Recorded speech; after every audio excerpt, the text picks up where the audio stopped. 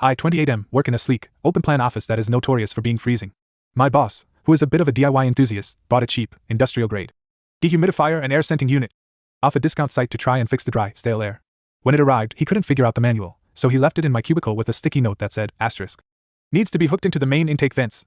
Don't break it. Asterisk. I considered myself pretty handy, so I hauled the unit to the server room where the main intake is located. I found the ducting, connected the hose, and fired it up. The only problem was that the unit came with a massive, concentrated jug of industrial air freshener that looked like neon blue windshield wiper fluid. The manual was in a language I didn't recognize, but I figured more scent equals better office environment. I dumped the entire 3-gallon jug into the reservoir. I turned it on, heard a satisfying whir, and went back to my desk, feeling like the office hero. 10 minutes later, the air started to turn blue. I'm not kidding.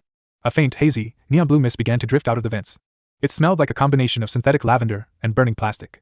People started coughing, then sneezing, then crying. My coworker 3 desks over looked at me, eyes streaming, and whispered, "Is the building on fire?" Then, the emergency alarms triggered. But they didn't just beep. The HVAC system, sensing a particulate density violation, went into overdrive, pumping that concentrated blue, lavender-scented vapor into the conference room where our biggest client, a major pharmaceutical firm, was currently holding a contract signing. I ran to the server room to kill the power, but I tripped over the hoses, ripping them out of the wall and spraying the remaining blue liquid all over the main server rack. The servers didn't just shut down, they short-circuited with a series of loud pops and the smell of ozone, filling the office with thick, black, lavender-scented smoke.